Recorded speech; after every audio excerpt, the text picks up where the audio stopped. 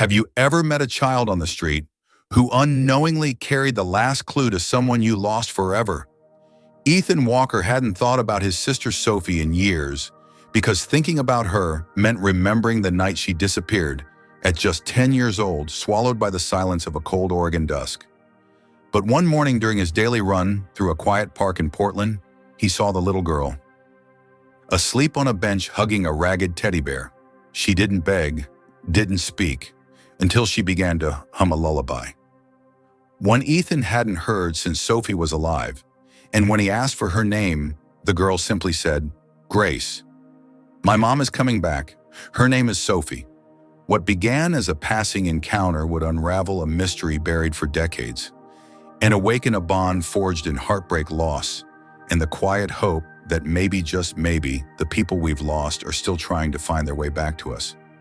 This isn't just a story about reunion. It's about forgiveness, second chances, and a little girl who changed everything. Stay with us. What happens next will move you in ways you didn't expect. Every morning at precisely 6:00 a.m., the quiet heart of Portland stirred awake. Joggers hit the trails. Coffee carts steamed to life. Dogs tugged at leashes while their owners clutched lattes and scrollable distractions. Among them all was Ethan Walker, flawless, fast-paced, and always alone. At 38, he had everything a man was supposed to want: a multi-million-dollar ecotech firm, a skyline apartment, and a perfectly tailored life. But nothing in Ethan's world was ever out of place until the girl appeared. She was there one morning on a weathered park bench, tucked beneath a threadbare pink sweater, clutching a worn-out teddy bear, like it was the only thing tethering her to earth. Ethan saw her once, then again, the next day. Then again, same bench, same silence, same hollow presence. At first he walked past her like everyone else did, but on the fifth morning, just as his sneakers hit the pavement near the bench, he froze. There it was, soft, breathy, and haunting, a lullaby. A tune no child should know, one that hadn't echoed in his mind since he was a boy. He turned slowly. The girl's eyes were still shut, her lips murmuring the melody. That melody, the same one Sophie used to sing, his little sister, the one who disappeared without a trace when she was just 10 years old. Ethan's lungs tightened. His stride faltered. Something primitive inside him whispered, "Look closer." He stepped forward, heart racing in a way it hadn't in years. She looked 7, maybe 8, face smudged, lips chapped, her cheeks sunken from hunger, but her features held something unsettlingly familiar. He crouched. "Are you alone?" he asked, his voice unusually tender. The girl opened her eyes slowly, not startled, just tired. She looked at him, not like a stranger, but like someone she almost recognized from a dream. "My mom said she'll come back," she whispered. "I'm supposed to wait here." Ethan felt his stomach twist. He returned to his apartment that evening but couldn't focus. His office, with its glass walls and panoramic views, felt colder than usual. Numbers blurred, voices faded. His assistant buzzed in. "Mr. Walker, the investor meeting begins in 10. Cancel it. Server schedule. All of it. Click." He couldn't shake it. That melody, her eyes, the name that was now pulsing in the back of his mind. That night he didn't sleep. By morning he was back at the park. Earlier than usual. The air was cold, the sky still gray, and she was there again, just like always, curled on the same bench with the same threadbare sweater pulled to her chin. He approached slowly. She didn't flinch. "Hi again," Ethan said, his voice gentler now. "What's your name, Grace?" He sat on the opposite edge of the bench, keeping distance. "How old are you?" Grace didn't answer. She only tightened her arms around her teddy bear. "Where's your mom?" "She said not to move. Said she'd come back soon." Ethan swallowed hard. "And your dad?" Grace shook her head. He took a granola bar from his jacket and held it out. She hesitated, then took it with small, trembling fingers. She ate it slowly, deliberately, as though every crumb might be her last. Ethan noticed the pendant around her neck, a tiny worn heart. Its chain rusted, the charm scratched from age. It was identical to the one Sophie wore the day she vanished. He leaned forward. "Did your mom give you that?" Grace nodded. "What's her name?" She looked up straight into his eyes and said, "Sophie." The world stopped. Time folded in on itself. He was no longer Ethan Walker, the impenetrable CEO. He was the 12-year-old boy who screamed for his sister and never got an answer. He was the teen who had nightmares for years, the man who still sometimes opened his closet hoping for a sign. He took a sharp breath, masking his emotions. Grace was watching him. "Are you okay?" she asked softly. He blinked away the storm in his eyes. "Yeah, just surprised, that's all." Later that day, Ethan texted someone he hadn't reached out to in years, Rachel Carter, his former college friend and a top child welfare advocate. "I need help. There's a little girl in the park. Her name is Grace. Her mom's name is Sophie." Rachel replied instantly, "Be there in 30. That night, Ethan sat in his apartment staring at his reflection. He wasn't sure what scared him more, the possibility that this child was Sophie's daughter, or that Sophie might still be out there. Because if she was, why hadn't she come back? The next morning, Grace was gone. Panic flooded his chest. He scoured the park, asked joggers, vendors, groundskeepers, nothing. Then his phone buzzed, a number he didn't know. "Are you the man who talks to Grace at the park?" a rough female voice asked. "Yes, I'm Mrs. Jenkins. She showed up at my door last night. She's sick. Said you were the only person she trusted. I got your number from a paper she kept in her pocket." Ethan didn't ask another word. He just ran. Mrs. Jenkins lived in a rundown house not far from the park. Grace lay on a sagging couch, her skin pale and sweaty, her breaths shallow. "I tried the hospital," Mrs. Jenkins said, "but she's got no papers. They gave me Tylenol and told me to find a legal guardian." Ethan's fists clenched. He dialed Rachel with trembling hands. "She's here. She's burning up. The hospital won't take her without documents. I need you now." Rachel arrived within the hour, armed with Form's ID copies and unwavering authority. "There's a legal option," she told him. "Emergency protection status. You'll be her temporary guardian. It's not symbolic, Ethan. You'll be fully responsible." "I don't need to think," he said. "Do it." That night, he carried Grace in his arms to the emergency ward of a private hospital. As she lay unconscious, her fingers still curled around that bear, Ethan sat at her bedside and whispered, "I don't know who you really are, Grace, but I swear, I'm not leaving you." He didn't sleep. He didn't eat. He just watched her breathe. And deep in his chest, something cracked open. Something that had been locked since the day his sister vanished into the Oregon mist. "We're sorry to leave you hanging right here, but Grace's story has only just begun. What would you do if a stranger's child carried the only clue to your sibling's mysterious disappearance? And do you believe in destiny, or is this just a terrifying coincidence? Tell us what country you're watching from in the comments. And if this story touched you, please give us a like and share it with someone who needs hope today." The night Grace was admitted to the hospital, something shifted inside Ethan Walker. Not a temporary sense of duty or fleeting guilt. This was deeper. He couldn't explain why a stranger's child had shattered the walls he'd spent years constructing. All he knew was this: he couldn't let go. Grace lay hooked to IVs and oxygen, her fever climbing dangerously high. The doctors were frank: she was battling a severe respiratory infection, dehydration, and malnutrition. If she hadn't been brought in tonight, one nurse whispered, she might not have made it. Ethan didn't leave her side.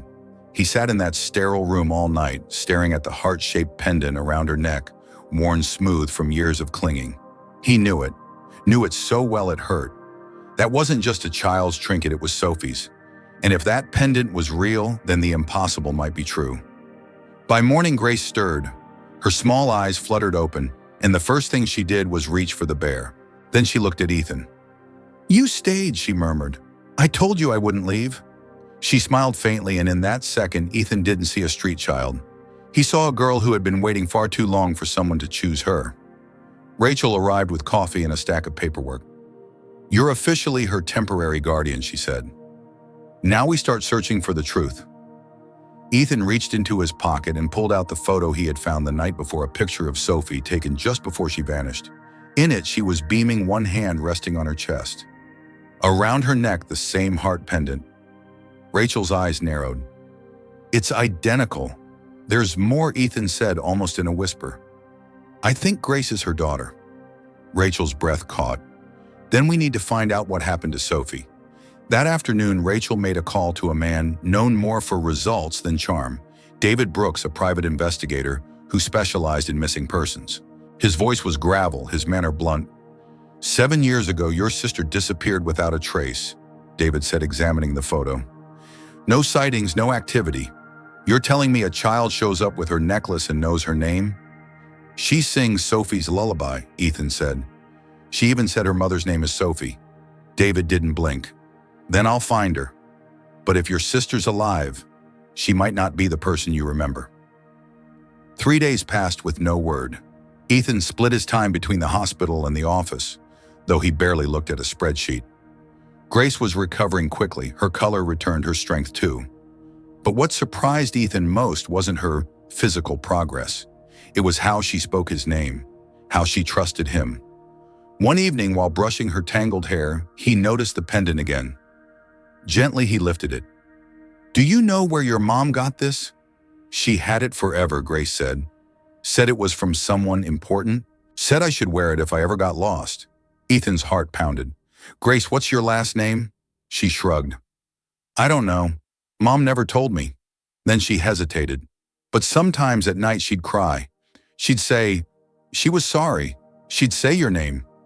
My name, Grace nodded. Ethan. She said, Ethan, forgive me. Ethan nearly dropped the necklace. His throat tightened. This wasn't speculation anymore.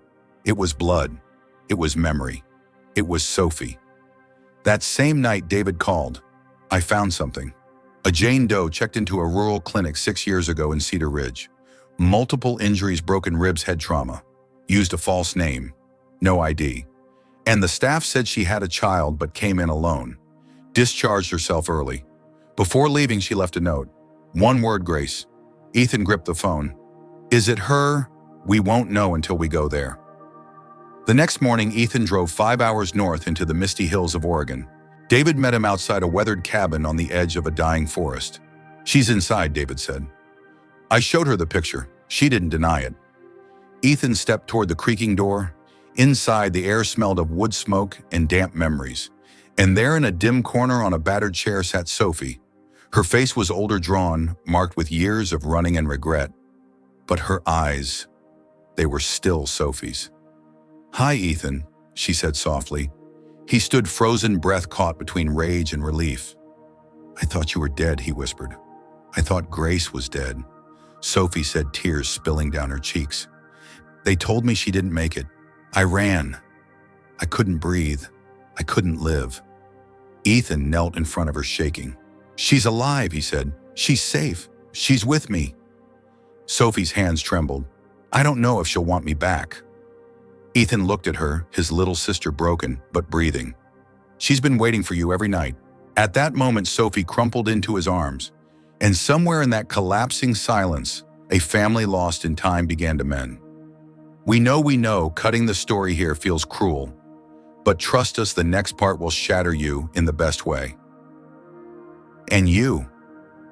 What would you do if the person you thought was gone forever suddenly reappeared, wounded by life but holding on to hope?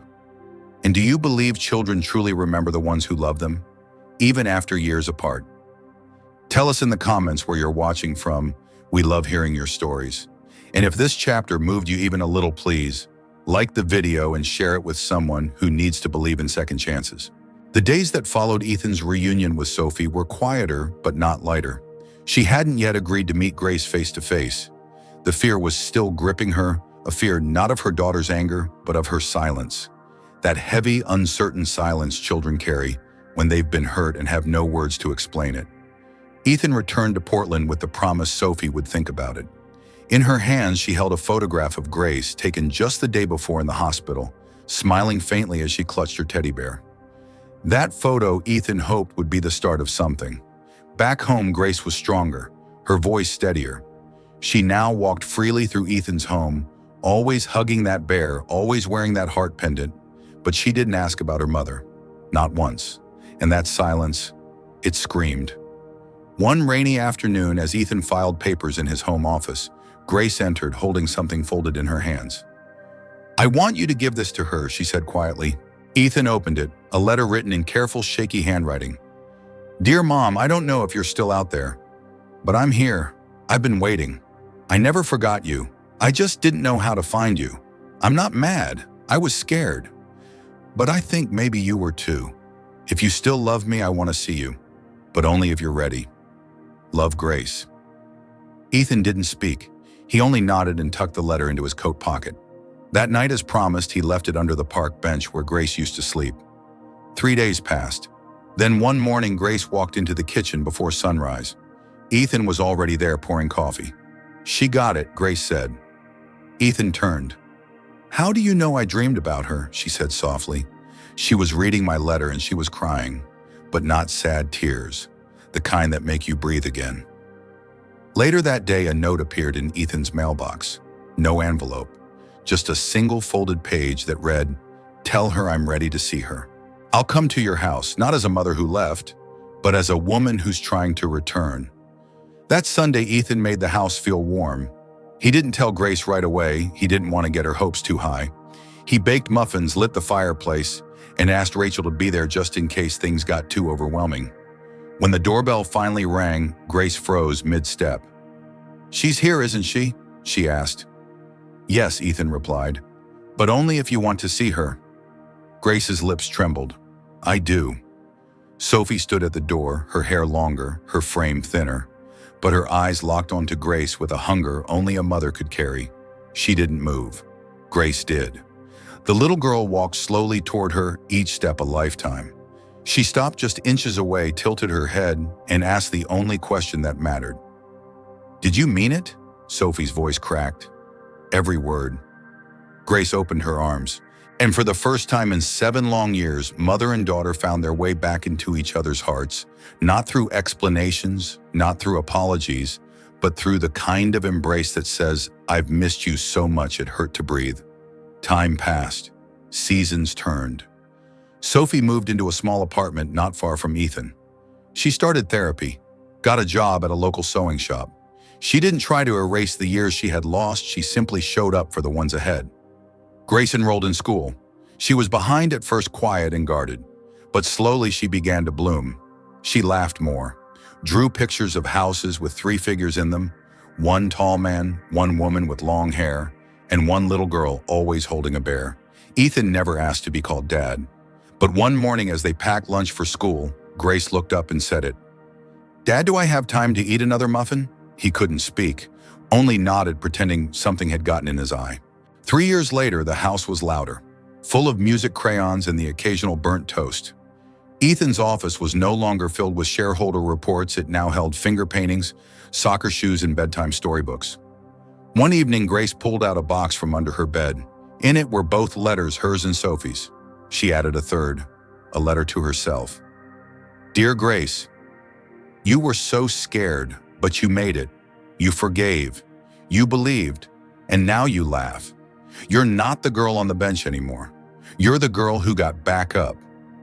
Love, Grace, the version who survived." That letter stayed on her nightstand. And that night, as she fell asleep between the mother who returned and the man who never left, Grace dreamed not of sorrow, but of second chances. Now it's your turn. Have you ever forgiven someone who hurt you deeply and found healing in the process? Or maybe, has someone ever waited for you to come back? Tell us in the comments. We'd love to hear your story.